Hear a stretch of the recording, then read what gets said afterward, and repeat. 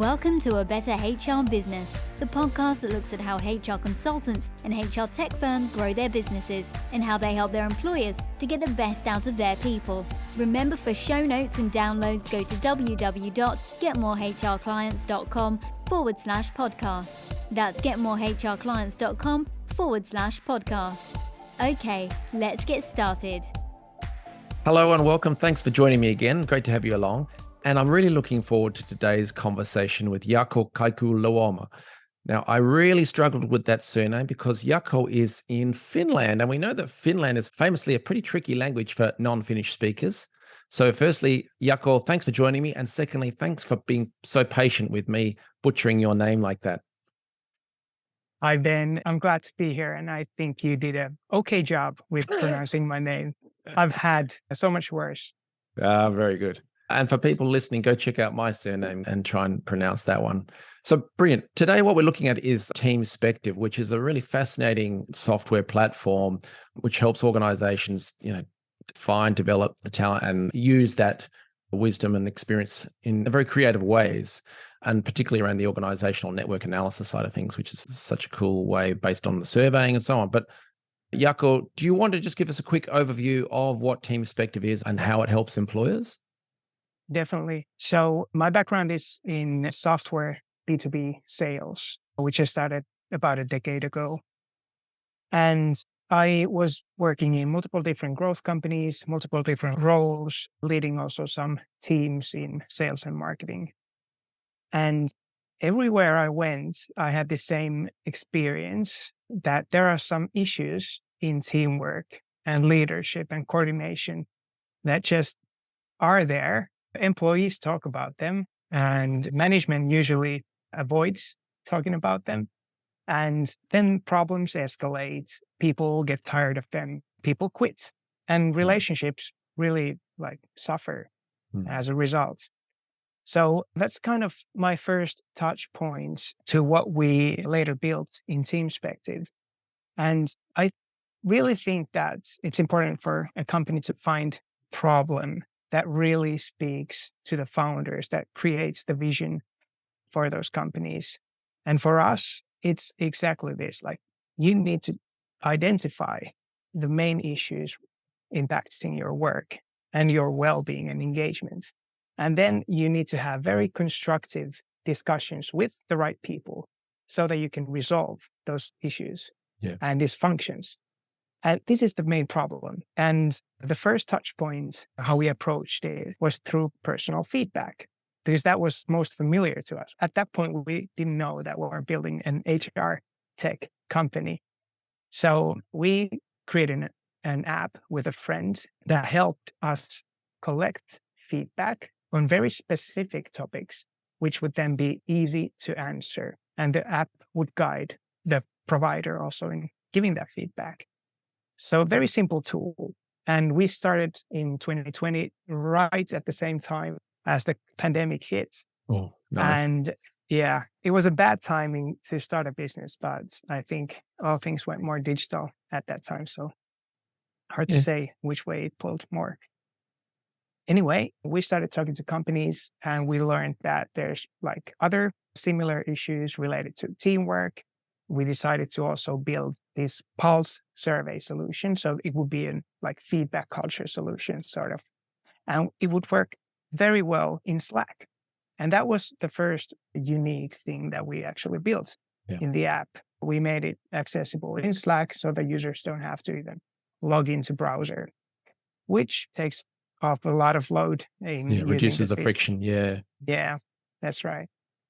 Then we started getting some customers, mainly tech companies, growth businesses in Finland.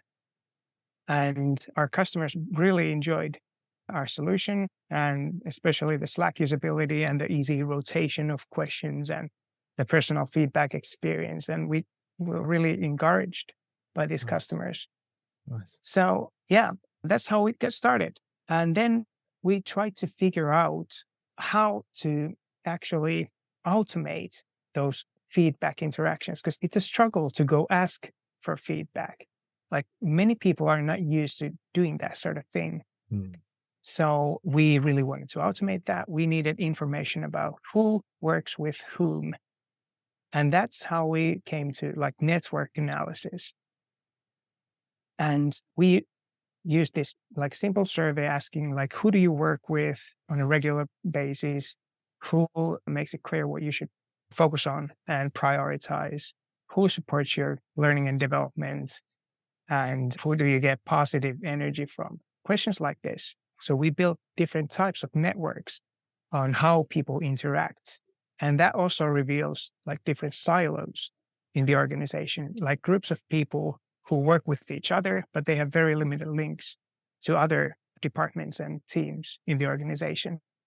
I'm just thinking back to a tech company that I know, and yeah, I mean, every functional department would stick within its own area, right? And yes, there's lots of social interaction or whatever, but work-wise, teams would stick to their own team, and then there'd be interactions probably with one or two people only in other functional areas. So I suspect that if you saw that on a heat map or in an organizational network analysis chart, you'd see little nodes, I think they're called, but not much else. Is that what you're getting to? Yeah, exactly. We see interactions happen by using this survey data, but also using passive data. So that's what we're actually building now and adding to the system. So we get real-time input from solutions like Slack and Microsoft, like email messages and Outlook calendars, and also Google calendars. So we can use that to draw a real-time interaction map from the organization. Do you mean it would not read stuff, but it would probably count the flow of messages and bookings of meetings and see who's booking what, who's having which communication flows, and aggregate that and see where it's going? Is that the idea? Or Yeah. So we would identify the main relationships between people. And we can also spot if some people are reducing their like number of connections over time, because then we know they're disengaged and they are going to withdraw from interacting with others. So there's really so many things that you can do based on this data. what are some use cases? So I'm imagining that, for instance, an HR leader who's charged with increasing employee engagement to thereby improve performance of the business, etc. They might do a bunch of initiatives and interventions or whatever, but they don't know if it's working or not, other than engagement surveys. But this is adding a new level of data and, I guess, visualization. Is that right? Yeah, I think you're on to our vision. I really think that this is the way the engagement solution market is headed next, because the values of having that like network insights on top of all other HR data, they're so enormous. So the way we see it is that when we first start by combining data from HRIS, so you get all the basic data, master data from people, then you combine it with survey data, so engagement pulse surveys, performance data, stuff like that. Then you lay over the network data. Then you start to have a holistic picture of how that organization works. What are the bottlenecks? And who are the people who have most influence to a group of employees who may be disengaged?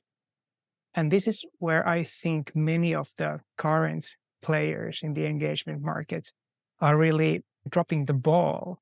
They work very horizontally. So they integrate towards the features that already are in the HRIS systems. So we really stick to the original problem. So we are building a solution which is basically a fully automated digital personal assistant for people. Because we can combine that pulse data, we can combine it to the network data and have all other HR data available. So we can do laser sharp suggestions, like you should talk to Sally about this or this topic. Then we can also monitor if that interaction happens, because we have that real-time network data. And then we can monitor how the survey scores develop for those topics. And this is the first time in the history of this industry that we have a closed feedback loop, which can verify the suggestions that we gave so that we can improve on those suggestions. And of course, AI is very much related to all of this. Machine learning, it teaches itself over time, which is a better response. Right. And you mentioned, other, I don't know, what traditional solutions. You're talking about the culture amps of the world, like the survey stuff. Is that what you mean? And can you clarify the difference between what you're doing and what they would do? Sure. So I think Peakon was the forerunner in the pulse survey segment.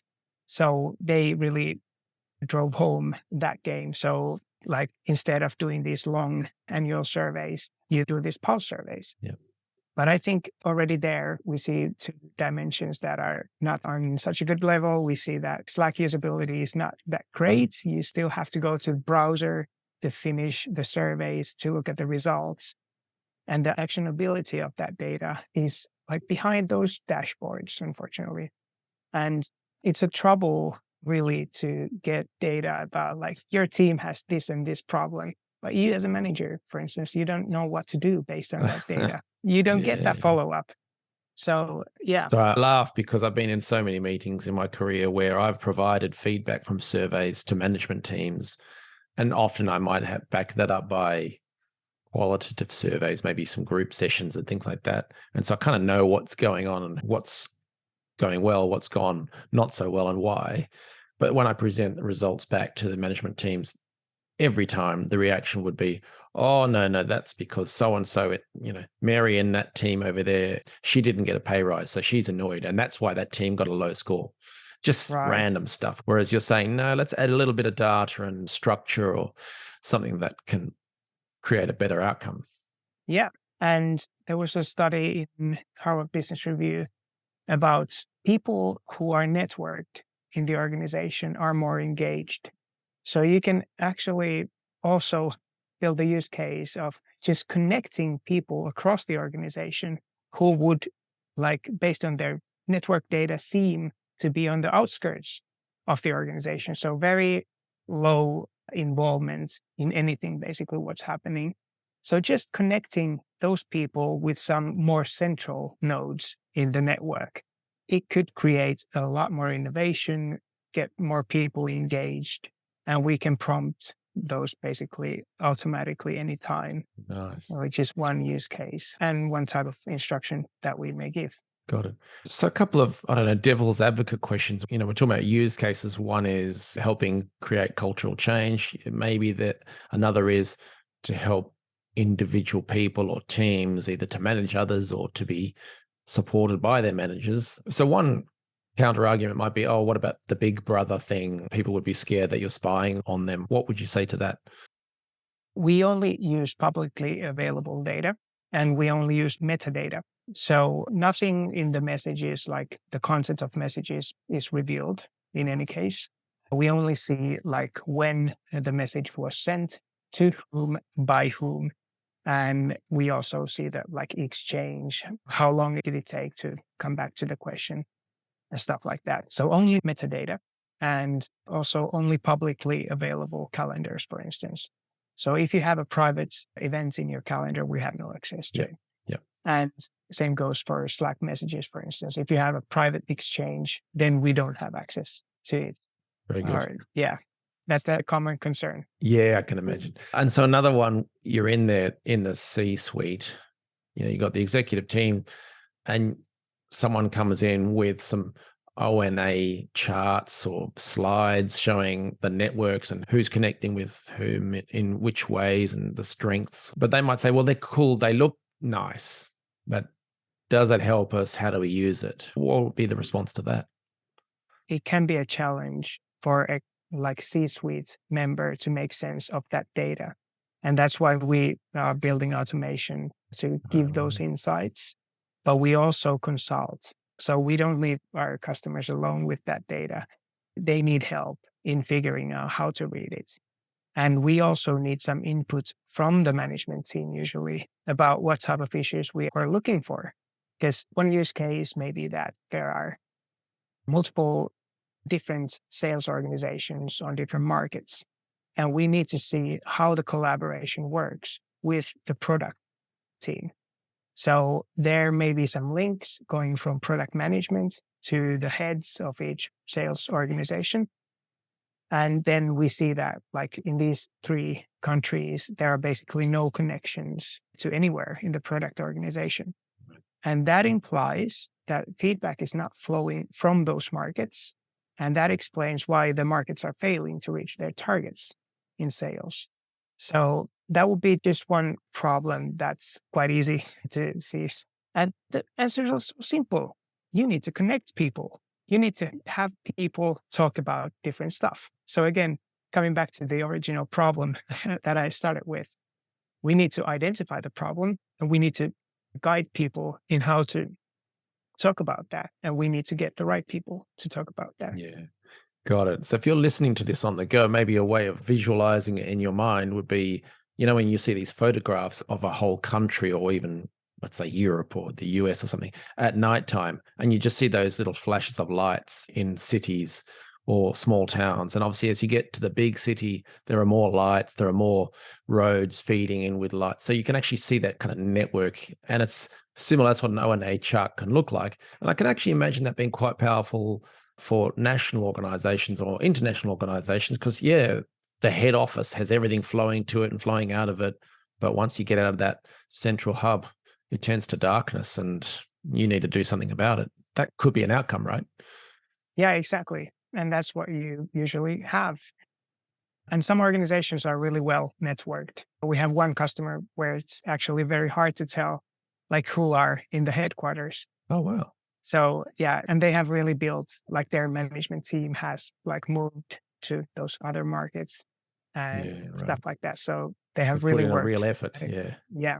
And what about in terms of growing the business, Teamspective? What are you doing to get the word out there and educate the market about what you guys do, both on the technology and the consulting side of things? Yeah. So we have 3 tracks. The obvious one is sales. So we talk to growth companies and tech companies in Europe, in the Western markets, but also the odd case elsewhere. We sell our services that way. And that's like the linear growth that we're getting from that. But it's hard to scale, as many know. Then the second thing is the online no-touch sales channel. So we have invested in marketing, putting out some content, building lead magnets, some ads, and then we're seeing about a doubling every month for the past 4 months, the rate at which we get new signups to our product from our website. And then the third one, which is probably relevant for at least some people listening here. So we work with HR consultants, both individuals and companies who do HR consulting, and we partner with them. So we really appreciate their networks and we pay a finder's fee just for getting an introduction that leads to a sale. But there's also the other side of that. We can create more clarity to how that organization works and what the problems in that organization are. Like we can do that far better than any other solution on the market. So that also creates sales opportunities for HR consultants. So you can see that dysfunctions between different parts of the organization. You can see some people are just like emerging leaders who take a big role despite not having nothing but a like entry position. Yeah. So you get all of that data on top of like regular pulse survey dashboards and team reports and stuff like that. So it can really open up the consulting game. It's got a wide range of use cases or something like that, whether it be change management or talent development or career planning, all sorts of things, even just learning and development to why are certain people shining, and maybe there are certain trends and themes like they always seem to be thriving under a particular manager. How can we leverage this manager's management style, expertise, etc., to share his or her talents, etc., with the rest of the organization so everyone else can flourish? So I can see how that works. So yeah, but back to your point, consultants in the HR world, whether that's L&D, HR, generalist consulting, whatever it may be, they can refer in Teamspective to potentially help that company, either referral fee or potentially to partner up in other ways And that's a great idea because certainly on this show, we've seen lots of companies where they team up with different HR-related companies, non-competing, but in the same space, going for the similar market, which means you can leverage both audiences and marketing and so on. And on the marketing side, ads and lead magnets and stuff, any of those working particularly well, or any types of marketing elements working well? Well, we've tried pretty much all types of ads, and we see that search ads are by far the best. So for us, it's been like 90% of our signups come from search ads. Like Google, you mean? Google Yeah. ads. Google ads. So we do both content related ads and then like concept related ads. And there are some variations in the quality of leads, like content based leads are usually not the right buyers. They're just people who are interested in the topics. And we have a lot of tweaking to do in that front.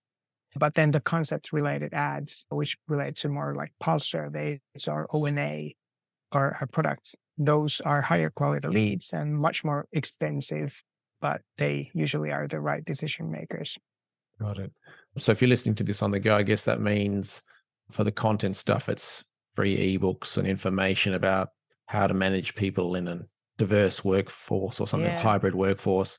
How to motivate people. Yeah. So there's more of those people because it's a higher up the funnel, let's say earlier in the stage. So there's more people like that, but they're not at the buying stage. And so the lead quality is not great. But on the other side, the concept stuff, or more specifically around product solutions to their problems, there are fewer of them, but obviously they're a lot hotter as sales prospects, which means they're more expensive.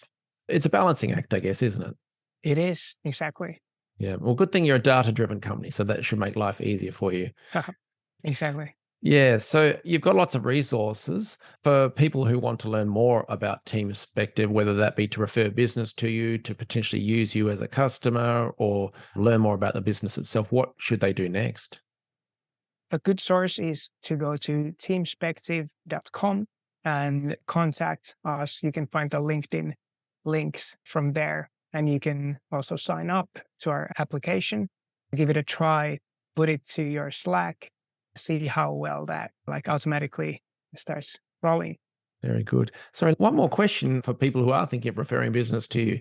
What is the ideal kind of customer? Is there such a thing? Yeah, there's definitely differences between companies.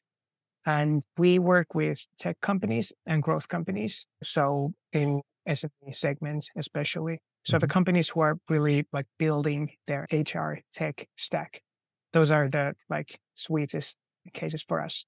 But we do have some industrial companies which are massive, and those implement one department at a time, roll out the solution. So we have that whole range.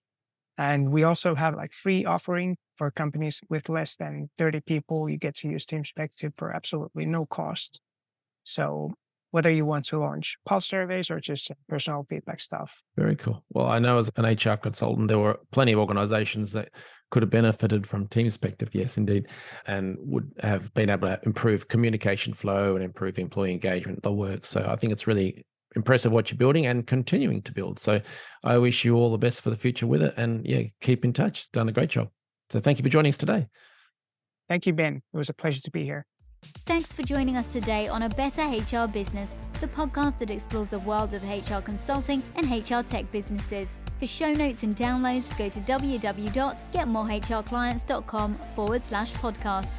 That's getmorehrclients.com/podcast. Remember to subscribe and share the show with any friends who are busy growing a HR business. Thanks, and see you next time.